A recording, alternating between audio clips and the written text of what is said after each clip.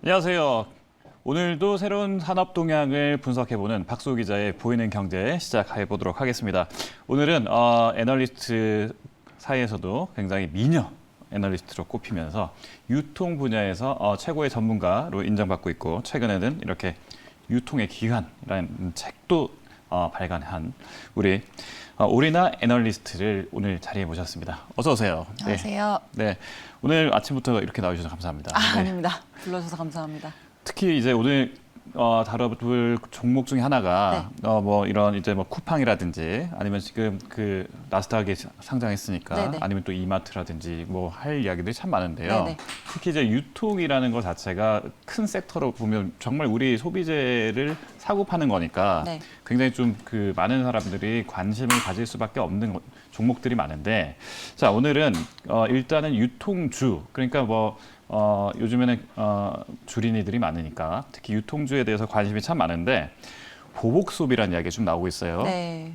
그래서 뭐 제가 최근에도 뭐 백화점 가보면 명품 뭐 브랜드 이런 데는 정말 줄이 엄청 길게 서 엄청 있고, 길죠. 네, 그래서 이런 거 보면 보복 소비, 그러니까 코로나가 거의 끝나가고 있고 여기에 따라서 사람들이 이제 소비를 좀 해보자 이런 사람들이 많다. 그러면 이게 주식과도 연계가 돼서 백화점주라든지 이런 거는 좀 사봐야 되는 거 아니냐, 네. 이런 사람들이 많아요. 그렇죠. 보복 소비의 영향 직접 있습니까? 실제로 지금 이번 1분기 때 실적이 굉장히 좋았고요. 네네. 지금 백화점 3사 모두 롯데쇼핑, 현대백화점, 신세계 다 지금 실적을 발표를 했는데, 지난해 1분기 같은 경우에 기저효과가 워낙에 있었다 보니까 모두 좋은 실적을 기록을 했습니다. 물론 롯데쇼핑은 백화점 외에도 할인점과 그리고 다른 슈퍼마켓 같은 또 시네마 같은 부분들이 있다 보니까 전년 동기 대비해서 증가를 하긴 했습니다만은 좀 시장 기대치는 약간은 못 미치는 그런 실적을 기록을 하긴 했습니다만 어쨌든 전체적으로 좋다 이렇게 보시면 될 것 같고요. 가계 흑자율이라고 저희가 가계에서 가처분 소득에서 소비 지출을 제외한 금액의 비중을 갖다가 가계 흑자율이라고 부르는데요. 근데 이게 2003년에 통계를 집계한 이후에 30%가 넘어갔던 시기가 딱 5번이 있었습니다. 근데 그중에 4번이 지난해 1, 2, 3, 4분기 때 발생을 했습니다. 그래서 그만큼 소비 여력이 좀 있다고 보시면 될 것 같고요. 그리고 소비자 심리지수도 아시겠지만 기준선이 100인데 이번 3월 달에 기준선 100 위로 올라왔고 4월도 102.2를 기록하면서 회복이 조금씩 나타나고 있다 이렇게 보시면 되겠습니다. 그러면 백화점하고 뭐 아까 얘기했던 그런 양판점이나 이런 쪽 하이마트 이런 것들도 굉장히 요즘에 그 실적이 좋다 이렇게 나오고 있는데 하나 좀 궁금한 게 대형 마트들, 그러니까 이마트라든지 롯데마트라든지 이런 이제 그 대형 할인점들이라고 보통 이야기하죠. 이쪽은 근데 굉장히 좀 힘들다 이런 이야기도 좀 들었어요. 어떻습니까? 대형마트는 사실 지난해에 워낙에 생필품 쪽으로 사재기 현상이 일어났다 보니까 베이스 자체가 좀 높아진 상황이다 이렇게 봐주시면 되겠고요. 그리고 특히나 온라인 쪽에서 그런 현상이 두드러지게 나타났기 때문에 3월부터는 약간은 성장세가 둔화할 수도 있다 이렇게 전망을 하고 있습니다. 마침 또 이마트 실적이 오늘 발표될 거라서요. 좀 보고서 또 업데이트 해드릴 기회가 있으면 한 번 더 출연하도록 하겠습니다. 예, 그러니까 오프라인 매출이 어쨌든 그러면 회복세를 보이고 있다. 이렇게 좀 정리해도 될까요? 네, 하여간 특이사항이 사실은 지난 몇 년간 명품과 가전이 백화점에서 좋았던 거는 너무 자명한 내용이었었거든요. 워낙에 백화점이 강점을 가지고 있는 그런 품목들이기도 하고요. 근데 2월부터 조금 나타났던 특이사항이 패션 쪽이 돌아서고 있다는 게 가장 고무적입니다.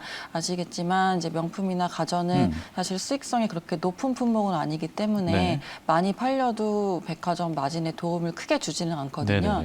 근데 이제 가장 고마진인 그런 품목들이 좀 잘 팔리면서 지금 실적도 1분기 괜찮게 나왔고, 기억하시겠지만은 지난해 3월부터 코로나가 극심했었기 때문에 사실 4, 5, 6월 달 코로나 영향을 오롯이 받은 분기가 지난 2분기였거든요. 그래서 기저효과도 가장 깊게 있는 분기가 이번 2분기라서 이번 2분기도 실적의 그런 턴어라운드는 충분히 가능하다 이렇게 전망하고 있습니다. 자, 아까 말씀하신 내용 중에서 또 특이한 사항이 이런 거예요. 대형마트가 사재 계열풍이라고 하지만 오프라인에서 그 작년 2분기, 3분기에는 사실 못 갔단 말이죠. 네네. 그 대신 40대, 50대 분들이 드디어 온라인 또 모바일 쇼핑에 눈을 떴다. 네, 맞습니다. 그래서 온라인 시장이 꾸준히 성장하게 된 배경이 됐다. 이렇게 네네, 온라인 시장 근데 맞습니다. 실제로 얼마나 성장했습니까? 일단 온라인 쇼핑 시장은 지속적으로 두 자릿수 신장을 이어가고 있는 상황이고요. 말씀하신 것처럼 가장 온라인 쇼핑에 익숙치 않았던 50대 이상 분들이 지난해 2월부터 뭐 생필품이나 뭐 샴푸 같은 것들이나 네. 뭐 식료품 같은 것들을 구매하는 그 성장률이 거의 70~80%에 달했기 때문에 이야. 그러니까 그동안에 진짜 안 하시다가 네네네. 들어오신 분들이 많다라고 보시면 될 것 같고요. 근데 이 장보기 뭐 특히 생필품 이런 시장들은 저희가 일단은 다른 이커머스 대비해서 소득에 관계없이 좀 반복적으로 해야 되는 소비다 보니까 한번 경험하게 되면은 소비자를 묶어두는 그런 자물쇠 효과가 좀 강하게 나타난다 이렇게 보고 있습니다. 그래서 사실 뭐 올해 같은 경우는 지난해 워낙에 베이스가 높다 보니까 약간 온라인 식료품 시장 이런 것들이 좀 부담스러울 수는 있을 것 네네. 같아요. 성장성이 둔화되는 거에 대해서 어쩔 수가 없는 부분이기는 한데 중장기적으로 봤을 때에는 온라인 쇼핑대에서 블루오션으로 볼 수 있는 품목이 식료품이다 이렇게 전망하고 있습니다. 네, 그러면 재밌게 다시 또 한번 생각해 볼 수 있는 게 네. 왜 유통주 하는데 카카오와 네이버 이야기가 이렇게 많이 나오냐. 보통 이런 이야기 하잖아요. 네네. 뭐 카카오, 네이버 이런 것들은 보면 서로 경쟁을 펼치고 있는데 유통업에서도 경쟁을 펼친다. 네. 이런 이야기를 하고 있으니까 네네. 이 유통시장에서의 카카오와 네이버 어떤 행보를 지금 보이고 있습니까? 네, 사실 2018년도에 네이버와 카카오 모두 공이 커머스 쪽을 강화를 하겠다고 발표를 한 바가 있었는데요. 그래서 그때 제가 작성했던 레포트 제목도 우리 집에 왜 왔니라는 제목이었어요. 왜냐하면 유통업이 사실 경쟁이 심화하고 있고 특히나 온라인 업체들이 공격을 많이 하고 있는데 또 네이버, 카카오 같은 그런 대형 플랫폼까지 들어오겠다고 이제 발표를 하니 그렇죠. 더 어려워질 것이다라는 내용으로 이제 작성을 한 바가 있는데요. 근데 지난해 코로나19 때문에 워낙에 온라인 쪽으로 쇼핑 그런 성장이 가속화하다 보니까 이런 플랫폼 업체들도 속도를 좀 내기 그렇죠. 시작했습니다. 그래서 네이버 같은 경우는 지금 지난해 특가 창고 그래서 생필품 위주로 네. 쇼핑하는 그런 서비스 런칭을 했고요. 이어서 브랜드 스토어라고 유명 브랜드들 이제 네. 백화점처럼 쇼핑할 수 있는 그런 플랫폼 그리고 장보기 서비스도 런칭을 했고 더불어서 라이브 커머스도 지금 진행을 하고 있다 보니까 특가 창고나 장보기는 대형마트랑 지금 맞물리는 분야고요. 그렇죠. 네. 브랜드 스토어는 백화점이고 라이브 커머스는 또 홈쇼핑이고 그리고 어이쿠요. 또 아시겠지만 네이버 스마트 스토어는 오픈마켓 셀러들도 또 맞아요. 어떻게 보면 공유를 하는 거니까 유통의 전 영역에 지금 발을 들여놓고 있는 상황이다 이렇게 보시면 되겠습니다. 진짜 네. 우리 집에 왜 왔니라는 표현이 그쵸. 정말 많네요. 네. 네. 자, 그런데 이제 이게 유통가의 가장 큰 화제 중에 하나가 상반기에는 쿠팡 상장 아니겠습니까? 네네. 쿠팡의 나스닥 상장인데 네이버와 쿠팡 또 이 양쪽의 이제 경쟁 이런 것들도 지금 이야기가 좀 나오고 있습니다. 쿠팡이 이제 미국에 상장을 하면서 최초로 이제 거의 100조 기업 가치를 뭐 찍었다 이런 정도로 화제가 됐었는데 네. 이 이후로 그럼 유통시장에서 뭐 컬리가 지금 나스닥 상장하니 이런 이야기 나오고 있는데 어떻게 봅니까 지금? 일단 지난해는 사실 온라인이 워낙에 좋았고 비대면 소비를 네. 다 이전이 됐었다 보니까 다 같이 좀 누리는 그런 한 해였었는데요. 네. 근데 올해는 정말로 큰 변화가 많아질 것으로 아하. 보고 있습니다. 왜냐하면 아시겠지만 이커머스 업체들의 네. 그런 합종 연행이 시작이 되었고요. 네이버가 이제 앞서 말씀 주신 것처럼 네이버, 카카오가 좀 어떻게 다르냐라고 말씀 주셨는데 네이버는 약간 우군으로 연합군을 지금 확보를 하고 있는 그래서 협력 관계를 좀 구축하는 식으로 그렇죠. 커머스 네. 쪽에 진출을 하고 있습니다. 그래서 최근에 이마트 신세계 그룹하고도 지분 교환을 했고요. 그렇죠. 그리고 마찬가지로 CJ 대한통운과도 이제 지분 교환을 하면서 약간 오프라인 점포와 그리고 물류 네트워크를 확보해 나가고 있는 상황이고요. 네. 네이버 왜냐하면 그게 없으니까요. 네. 그리고 카카오 같은 경우는 뭐 선물하기와 더불어서 지금 지그재그라고 네. 여성 쇼핑몰 모음 앱인데 패션 쪽으로 좀 특화가 되어 있는 네. 그래서 어떻게 보면 대형 플랫폼들이 가장 약점을 가지고 있는 부분이 패션 쪽인데 네. 이쪽을 보충해 나가고 있는 상황이고요. 그리고 11번가와 아마존도 손을 잡은 상태고 네.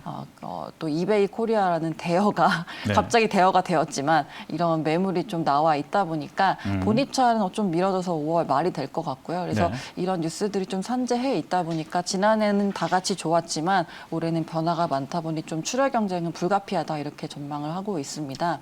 그래서 쿠팡이 뭐 최근에 상장을 한 이후에 사실 주가 흐름이 그렇게 좋지는 않았던 것 같아요. 그리고 어제도 장이 좀 안 좋았다 네. 보니까 많이 뭐 조금 빠졌었고요. 근데 네.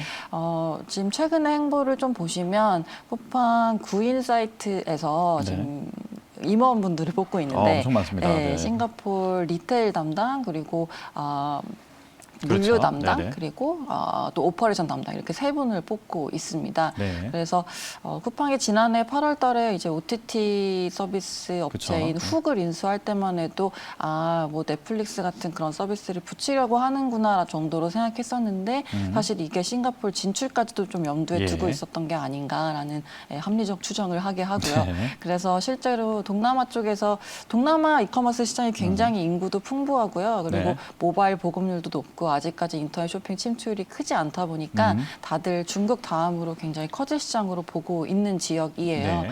근데 이제 그 중에 가장 좀 선진국이라 볼 수 있는 싱가포르부터 해서 그리고 또 약간 인구 밀도가 높다 보니까 로켓 배송과 같은 그런 서비스를 구현할 수가 있는 지역이 싱가포르라서 첫 그런 목적지로 삼지 않았나 이렇게 생각하고 있고요. 그래서 일단은 구인을 한 다음에 좀 어떻게 전략이 펼쳐질지는 지켜봐야겠습니다만은 그런 것들도 조달받은 5조 원 통해서 좀 확장을 꾀하고 있는 게 아닌가라고 판단하고 있습니다. 그렇습니다. 그 유통 트렌드 간단하게 짚어봤고요. 네.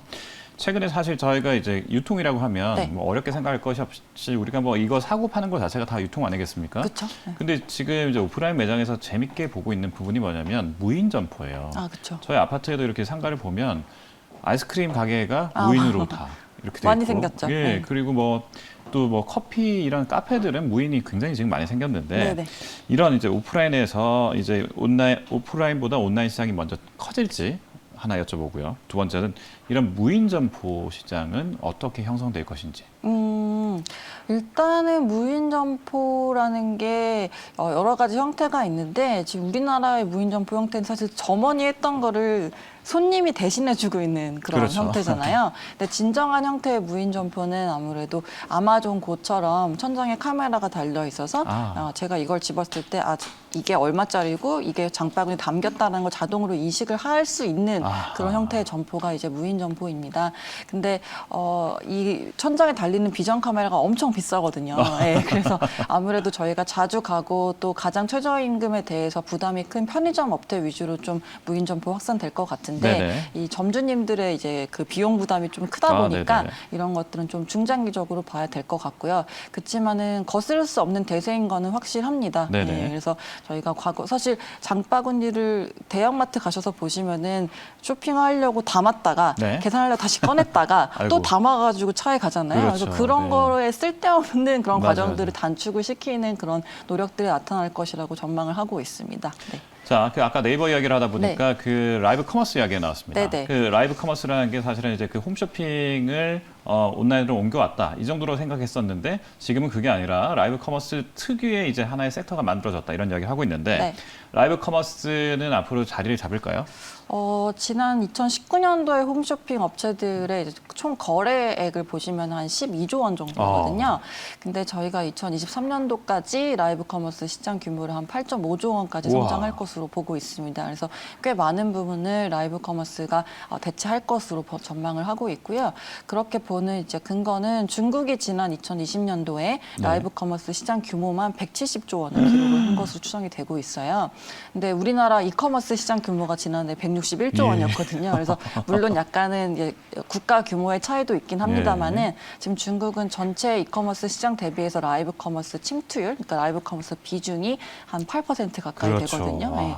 그래서 우리나라가 그거의 절반 정도인 4%까지만 올라와도 한 8.5조 원 시장은 가능하다 보고 있고요. 라이브 커머스 아무래도 좀 구매 전환율이 좀 높게 나타나는 편이에요. 인플루언서 분들이 방송도 하시고 그렇죠. 또 짧은 시간에 엄청 푸시도 많이 하고 그러면서 소비자들이 계속 핸드폰으로 좀 액세스가 가능한 부분이다 보니까 그런 것들이 홈쇼핑 대비 강점으로 좀 나타나고 있다 이렇게 전망하고 있습니다. 그러니까 저 주변에도 보면 그 인플루언서들, 한국의 인플루언서들도 이렇게 보면 SNS에서 공구합니다, 뭐 공동 구매합니다 이런 이야기를 하는데 거기가 그 조건이 좀 괜찮아요.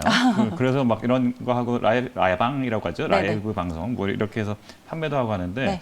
저도 혹하고 이렇게 사게 되고 점점 이게 자리에 잡히게 되는 것 같습니다. 네. 오늘 어쨌든 다양한 이야기, 유통 이야기 들려주셔서 감사하고요. 다음번에도 또 새로운 유통 이야기 있으면 많이 소개해 주시면 감사하겠습니다. 네. 오늘 나와주셔서 감사합니다. 네, 고맙습니다.